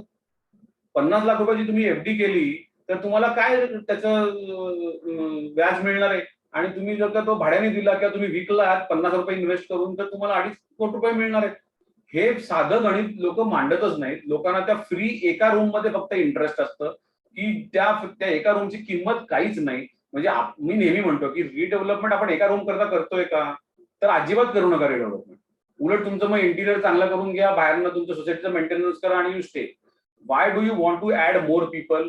आणि जे तुम्हाला जे सरकारने जे ऍडिशनल दिलेलं आहे ते खूप लोक न ऍड करता तुम्ही ते तुमच्या ऍडव्हान्टेज करता वापरू शकता. सेल्फ रिडेव्हलपमेंट हा एवढा मोठा टूल आहे की ज्याच्यानी रिटर्न ऑन इन्व्हेस्टमेंट हा एवढा मोठा फॅक्टर आहे की ऑलमोस्ट द ट्यून ऑफ 9% आज कुठल्या पण इन्व्हेस्टमेंट मध्ये एवढा रिटर्न नाहीये, म्हणजे सेक्युअर्ड रिटर्न जे रिडेव्हलपमेंट सेल्फ रिडेव्हलपमेंट मध्ये आहे हे लोकांना कळतच नाही. आणि हे समजून घेण्याची फार मोठी गरज आहे की सेल्फ डेव्हलपमेंट. आणि सेल्फ डेव्हलपमेंट मध्ये आम्ही काय मदत करू शकतो तर I always treat my self की आय एम अ कन्सल्टंट. मी कन्सल्टंटच आहे, मी बिल्डर नाही आणि मला व्हायचं पण नाही. सेईंग दिस तर मग मी काय करतो तर मी प्रिन्सिपल कन्सल्टंट म्हणून मला जर अपॉइंट केलं तर मी PMC अपॉइंट करू शकतो. मला माहिती आहे कोण PMC वाला चांगला आहे, मला माहिती आहे कोण PMC वाला कुठल्या कॉन्ट्रॅक्टरला अपॉइंट करणार आहे, तो कुठल्या सब कॉन्ट्रॅक्टरला अपॉइंट करणार आहे, तो कुठल्या लॉयरला अपॉइंट करणार आहे, तो कुठल्या आणि काय जे लागतात कन्स्ट्रक्शन करायला सगळ्यांना अपॉइंट करणार आहे. या सगळ्यांकडनं मी काम करून घेऊ शकतो at a cost. For me उलट चांगलं आहे ना, मला मी 4 प्रोजेक्ट घेण्यापेक्षा एका प्रोजेक्टवरतीच कॉन्सन्ट्रेट करू शकतो. तिथे ते त्यांना कम्प्लीट करून देऊन त्यांना हँडओव्हर करू शकतो. सोसायटीला त्या हवं असेल तर ते एखादा फ्लॅट विकू शकतात सोसायटी मेंबरलाच आणि त्याचं कॉर्पस घेऊ शकता. देर आर सो मेनी वेज की ह्याच्यामध्ये आपण करू शकतो. म्हणजे इव्हन आय कॅन, माझ्याकडे बरेचदा असे असतात, माझ्याकडे असे बरेच लोक आहेत की ज्यांना 5,000-5,000 कोटीचे फ्लॅट्स पाहिजेत, की मला सांगून ठेव की विकास तू कोणते नवीन स्कीम करणार असेल तर मला सांग, मला टॉप फ्लोअरचा 5,000 कोटीचा फ्लॅट पाहिजे. ते एकाच माणसाला विकून तुम्ही फंड जनरेट करू शकता. म्हणजे there are so many ways to look at self development. आणि I will to 100% say to people that please do not get into the redevelopment trap. Please do self-redevelopment and get that benefit which government of Maharashtra is given to you to yourself. तुम्ही स्वतःला घ्या, तिसऱ्या माणसाच्या घशात कशाला घालताय? आणि तुम्ही पीनट्स घेताय. काय घेताय तर एक टॉयलेट आणि एक रूम आणि एक लिफ्ट आणि एक जनरेटर आणि एक सोलर, ह्याची कॉस्ट काढा आणि तुम्हाला काय त्यातनं मिळणार आहे हे सगळं तुम्हाला सेल्फ डेव्हलपमेंट मध्ये सुद्धा मिळू शकतं. सेम थिंग आणि at what cost? Peanuts cost. त्यामुळे हे नक्की विचार करण्यासारखी गोष्ट आहे आणि वी कॅन हेल्प आणि we will go out of our way to help people who want to do self development. फक्त एवढंच आहे की सेल्फ डेव्हलपमेंट एक 6 फ्लॅट 10 फ्लॅट जिकडे आहेत तिकडे खूप इझी आहे, कारण नंबर ऑफ लोक मॅनेज करणं सोपं आहे. ऑफकोर्स मोठ्या स्कीम मध्ये सुद्धा जर एकामेकांवरती विश्वास असेल लोकांचा तर होऊ शकतं, पण let us see how things go. पण we would really want to suggest that people should go in for a self development. Suhas sir पण स्टार्टिंग पासून त्याच्या फॉर आहेत आणि आम्ही दोघं खूप मेहनत करतो लोकांना पटवायला, पण आय थिंक पुन्हा people just don't seem to. आता सुदैवानं काही सोसायट्या सुरुवात झालेली आहे आणि गेल्या वर्षभरात भरपूर सोसायट्यांनी त्या दृष्टीनं अभ्यास करायला सुरुवात केली. काही काही आता फायनल स्टेज पर्यंत आलेले. पूर्वी तुम्हाला माहिती असेल तर पूर्वी ऍक्च्युली सेल्फ डेव्हलपमेंट होती. पूर्वी प्लॉट विकत घ्यायचे, मग सोसायटी स्थापन करायचे, कॉन्ट्रॅक्ट द्यायचं. आणि आता याच्यात रिस्क नसल्यामुळे आता परत तिकडे जाऊन सुदैवानं आपल्याला सरकारने कन्सेशन दिली. थोडा मेहनतीचा पार्टी. आता हे सुदैवानं आपल्याकडे सगळे ऍप उपलब्ध आहे. तुम्ही जगाच्या पाठीवर कुठे गेला तर तुम्हाला माझ्या साईटवर काय चालू आहे, माझ्याकडे कुठलं सिमेंटची वाळू काय वापरलं जाते, काय क्वालिटी होते, तिथं काय घडामोड होते, कारण हे सगळं तुम्हाला घर बसल्या कळू शकतं. पूर्वी नव्हतं. काय फक्त मिस झालंय तर लोकांचा एकमेकांवरचा विश्वास मिस झालाय. तो आपण बिल्डअप करायला पाहिजे आणि त्याच्यासाठी पर्याय तुम्ही एकत्र येऊन त्याच्यावर मार्ग काढायला पाहिजे. आणि त्यासाठी आमचं फेडरेशन किंवा विकासासारखे आर्किटेक्ट ऍडव्होकेट्स बरेच ऍडव्होकेट्स यासाठी मदत करायला तयार आहे की त्याच्यासाठी हे करा. अशा सगळ्यांचा लोकांचा फायदा घेतला पाहिजे. Thank you sir. सर ऍक्च्युली पुनर्विकास जेव्हा हे मुद्दा येतो तर प्रश्न कधी संपत नाही, पण आजचा हे वेबिनार इकडे रिडेव्हलपमेंट आणि सेल्फ डेव्हलपमेंटचे जे प्रश्न ते संपतो. फक्त संपवायच्या अगोदर फेडरेशनची मेंबरशिप, फेडरेशन काय काय मदत करतात सोसायटी अपार्टमेंटला, आणि आता अपार्टमेंट पण फेडरेशनच्या अंडर आलेले आहे, त्याचं एक तुम्ही छोटंसं माहिती द्या. कारण खूप सोसायटीज मला विचारतात की आम्हाला असं कोणी ऍडवाइस करणारे कोणी आहेत का, आणि आम्ही जनरली त्यांना फेडरेशनकडे पाठवतो. तुम्ही एकदा सगळ्यांसमोर सांगितलं. पुणे हाऊसिंग फेडरेशन हे पहिलं फेडरेशन आहे महाराष्ट्रातलं की ज्यांनी आता अपार्टमेंटसाठी पण रिप्रेझेंटेटिव्ह बॉडी म्हणून आम्ही त्याच्यासाठी ऑफिशियली सरकारकडून मान्यता घेतली. आपल्याला माहिती असेल की कायद्यात फरक झालेला आहे आणि त्याच्यामुळे आतापर्यंत जे अपार्टमेंट वाल्यांना फक्त सिव्हिल कोर्टातच जायला लागत होतं, त्याच्याकडे आता उपनिबंधकांकडे पण त्यांना जाऊन तक्रार करून त्यांचे मार्ग हे करू शकतात. कारण अपार्टमेंटमध्ये मी स्वतःचा मालक असो, पण जसं सोसायटीमध्ये वेगवेगळे ऍक्ट आहेत, रूल्स आहेत, बायलॉज आहेत, असं अपार्टमेंटमध्ये नाहीये दुर्दैवानं. पण आता त्याच्यावर कमिटी नेमून त्याच्या बऱ्याचशा सुधारणा होत आहे आणि त्याच्यासाठी आमचं फेडरेशन पायोनियर राहिलं. पुणे हाऊसिंग फेडरेशन हे एकमेव फेडरेशन आहे की ज्यांनी अपार्टमेंट ऍक्ट मध्ये बदल करण्यासाठी पण कमिटीमध्ये आहोत आम्ही, आणि त्याच्यात सुदैवानं चांगले रिझल्ट सरकारकडनं पण आपल्याला मिळत आहे. आणि याच्यासाठी आमचं फेडरेशन तुम्हाला सगळ्या प्रकारची मदत करतं. आणि याच्यात फक्त याच्यात आमचा रोल फ्रेंड फिलॉसॉफर गाईड करता असतो. करायचं तुम्हीच आहे. शेवटी तुम्ही कुठली सोसायटी घेतली तरी 100 लोकांची सोसायटी घ्या, नाही तर 10 लोकांची सोसायटी करणारे 3-4 लोक असतात. त्याच्यामुळे तुम्ही करायचंय लोकांच्या फक्त विश्वासाने एकमेकांना करून करायचं. 3-4 लोकांनी मेहनत केली, बाकीच्यांनी केली तर करता येतं. त्यासाठी पारदर्शकतेमध्ये सांगितलं त्याप्रमाणे एकमेकांचा विश्वास असं घेतली तर, आणि कॉन्फिडन्स. तुम्ही जा चुका तर होतात, पण त्या तुम्ही जोपर्यंत फ्रॉड किंवा काही करत नाही तोपर्यंत सगळ्या चुका जगात रेक्टिफाय करतायत. अशी कुठल्याच गोष्ट नाही की जी आपल्याला रेक्टिफाय करतायत. पण तुम्ही काहीच न करता नुसतं असेल तर काही होणार नाही. आणि त्याच्यामुळे याच्यासाठी तुम्ही प्रयत्न करा. आम्ही सगळ्या प्रकारचं मार्गदर्शन तुम्हाला करून मदत करू. सर मेंबरशिप संदर्भात मेंबरशिपच्या साठी आम्ही बेसिकली कसं असतं मग सांगितलं त्याप्रमाणे हा सोसायटी की अपार्टमेंट मधला माणूस तज्ञ नसतो. त्यामुळे तुमची सोसायटी कशी रजिस्टर करायची, तुमचे मॅनेजिंग कमिटी कशी स्थापन करायची, त्याच्यासाठी बायलॉज कसे अडॉप्ट करायचे, त्याच्यासाठी मेंटेनन्स कसा चार्ज करायचा, त्याची रिकव्हरी कशी करायची, हे सगळं आम्ही तुम्हाला गाईड करतो. त्याच्यासाठी आमची वर्कशॉप्स आहेत, जे ऑनलाईन पण आहेत ऑफलाईन पण आहेत. आणि आमचं वास्तुदर्शन म्हणून मुखपत्र आहे आणि आमच्याकडे वन टाइम लाईफ मेंबरशिप आहे, म्हणजे 100 लोक त्याच्यासाठी 5,000 आणि नॉमिनली लाईफ सांगा, कारण तुमची संस्था कायमस्वरूपी, आमचं फेडरेशन कायमस्वरूपी, त्यामुळे एकदाच पैसे भरायचे, दर वर्षाला असं काही भरायचे नाही. आणि आमचे भरपूर आम्ही विषय घेतले, तुम्ही मगाशी सांगितलं त्याप्रमाणे आता एनए टॅक्स हा दरवर्षी भरायला लागतो. तो जेव्हा रेसिडेन्शियल भागात राहतात तेव्हा दरवर्षी तुम्हाला एनए टॅक्स हा एकदा कन्वर्ट करून घ्यायचा दरवेळची आवश्यकता नाही. किंवा एमएनडी स्पेसेस आता विकणं चाललेले आहे, अशा भरपूर याच्यासाठी किंवा पोल्युशन, पर्यावरण असे भरपूर याच्यात फेडरेशन काम करतात. त्याच्यात आम्ही तुम्हाला सगळ्या प्रकारची मदत करू. आपण एकत्र काम करायचं आहे. वृक्षारोपण असे अनेक विषय आता आपल्याकडे करू शकत नाही, पण फेडरेशन हे तुम्हाला कायमस्वरूपी वेबिनार आणि वेगवेगळ्या परिसंवादामार्फत आपण एकत्र करतो. प्लस आमचं वास्तुदर्शन म्हणून मुखपत्र आहे, ते दर महिन्याला आम्ही बुलेटिन पाठवतो आणि त्याच्यात हाऊसिंग सोसायटी संबंधी जे काही ज्ञान निवडे असतात किंवा त्याच्यासाठी मार्गदर्शक सगळे प्रश्न उत्तर असतात. Thank you sir. लास्ट विकास सरांकडनं एएनटी रिडेव्हलपमेंट साठी सोसायटीज आणि अपार्टमेंटला काय काय सर्व्हिसेस प्रोव्हाइड करतात? Any and all architectural services जे आहेत ते आम्ही प्रोव्हाइड करतो. तुमचे फिजिबिलिटी स्टडीज असेल तर फिजिबिलिटी स्टडी करतो. तुम्हाला प्लॅन करून तुमच्या अलॉटमेंट पर्यंत तुम्हाला जर करायचं असेल तर ते आम्ही तुम्हाला मदत करतो. आणि सांगली झालं की we are a consulting firm, तर कन्सल्टन्सीमध्ये त्यांना जे काही कन्सल्टन्सी हवी असेल आम्ही ती सगळी कन्सल्टन्सी प्रोव्हाइड करतो. Saying this to end it, मला एक थोडंसं सगळ्या सोसायटी रिडेव्हलपमेंट वाल्यांना किंवा जे लोक बिल्डिंग मध्ये राहतात त्यांना एक गोष्ट जरूर सांगायची आहे. ती गोष्ट अशी आहे की बेसिकली तुम्हाला हे लक्षात आलं पाहिजे की तुम्ही एका बिल्डिंग मध्ये प्री डिझाईन्ड युनिट घेताय. बरेचदा काय होतं, लोक फ्लॅटमध्ये आणि बंगल्यामध्ये गफलत करतात आणि ते खूप स्ट्रक्चरशी खेळतात. म्हणजे मग इंटरनल स्टेअरकेस नंतर काढतात, बाहेरनं डक्ट मधनं फॅब्रिकेटेड स्ट्रक्चर घालतात, परगोल्यावरती स्लॅब टाकतात, ते काय नाना प्रकारे करतात. टॉयलेटमध्ये स्टोर रूम करतात, टॉयलेटमध्ये पूजा करतात, पूजामध्ये टॉयलेट करतात, लिव्हिंग मध्ये किचन करतात, बेडरूम मध्ये लिव्हिंग करतात, वाटेल ते करतात. तर माझी सगळ्यांना प्लीज हात जोडून विनंती आहे की जे आरसीसी स्ट्रक्चर आहे हे खूप जरी स्टर्डी स्ट्रक्चर जरी असलं तरी सुद्धा आपण सेस्मिक झोन मध्ये राहतो. आणि आता एफएसआय कन्झ्युम करायला खूप हाय राईज बिल्डिंग होतात. म्हणजे आता कुठलीच बिल्डिंग 24 मीटरच्या खालची नाहीये. Minimum 36 metre, 70 metre. मी तर पुण्यामध्ये 200 मीटर, 150 मीटर आणि 200 मीटरची बिल्डिंग डिझाईन करतोय. आणि आता तर कुठलेच बिल्डिंग असे नाही आहेत की माझ्याकडे आता चालू असलेले 40 एक बिल्डिंग ते 100 मीटरचे. त्यामुळे हात जोडून सगळ्यांना प्लीज विनंती आहे की कृपा करून तुम्ही समजून घ्या की तुम्ही एक प्री डिझाईन युनिट घेताय आणि ते प्री डिझाईन युनिट एका ठराविक आरसीसी डिझाईनला डिझाईन केलेलं आहे. त्याच्यामध्ये जेव्हा तुम्ही काही पण लोडिंग करता, त्याच्यामध्ये तुम्ही इंटिरियर डिझायनर कडनं काही पण चेंजेस करता, तेव्हा प्लीज त्या बीमला, त्या कॉलमला आणि त्या स्लॅबला अजिबात काही चेंज करू नका. ते तुम्ही विचारपूर्वक जेव्हा please buy flat which are good design for your requirement. म्हणजे चांगल्या डिझाईनचं फ्लॅट घ्या.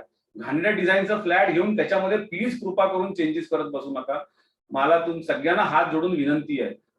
That is why we all should promote buying of good design flats. म्हणजे चांगल्या डिझाईनला तुम्ही प्राधान्य द्या, चांगला आर्किटेक्ट एम्प्लॉय करा, चांगल्या आर्किटेक्टच्या बिल्डिंग मध्ये फ्लॅट घ्या आणि these are pre design structure. आणि ह्याच्या पलीकडे जाऊन तुम्हाला तुमचे इमोशन्स जर नर्चर करायचे असतील तर प्लीज लांब कुठेतरी जाऊन बंगला बांधा आणि तिथे तुम्हाला जे पाहिजे ते नक्की 100% करा, पण not in the pre design flats. Please please please please. So this is एक ऍड करतो, या एलिव्हेशन डिझाईन याच्यासाठी कॉपरेटिव्हच्या बेसिसवर 2002 साली आम्ही पुण्यातली पहिली 12 मजली इमारत बांधली आहे, सक्सेस टॉवर म्हणून, आणि त्याला बेस्ट रेसिडेन्शियल बिल्डिंग म्हणून त्याला पारितोषिक मिळालंय. पुण्यातली पहिली 12 मजली ज्याला पहिलं कॉपरेटिव्ह मिळालंय आणि एक कॉपरेटिव्ह बेसिसवर आहे आणि ते स्वतः बांधलेले सक्सेस टॉवर म्हणून स्टेट बँक. Thank you sir.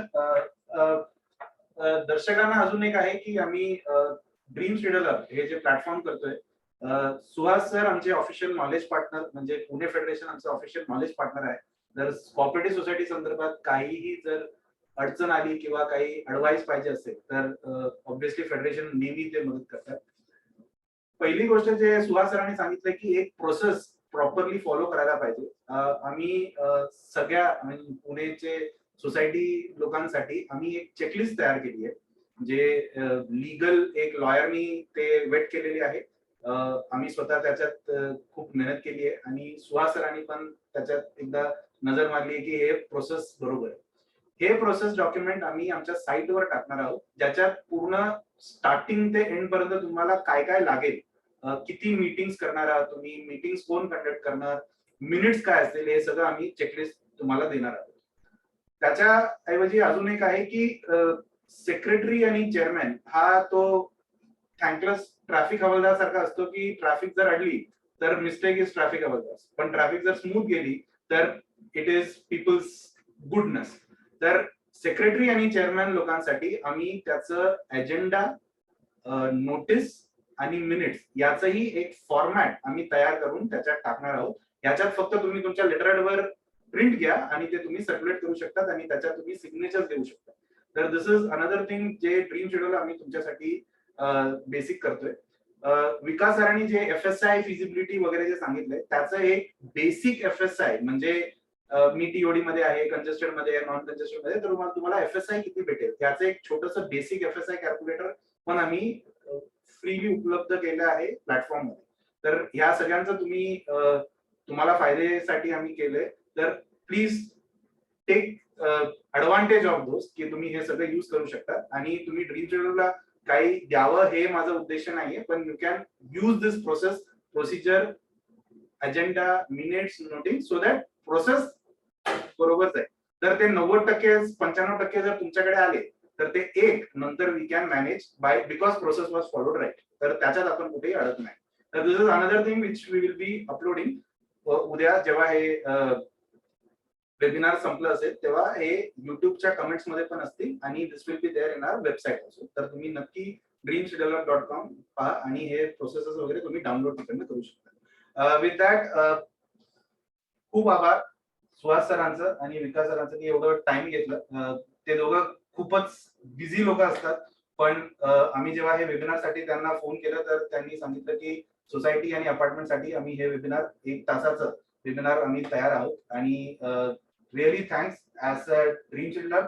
मी पण एक सोसायटीमध्ये राहतो, तर फ्रॉम सोसायटी आणि अपार्टमेंट साईड रिअली थँक्स. हे जे प्रश्न होते त्याचं आम्हाला शंका निरसन करून दिलं, तर खूप खूप आभार.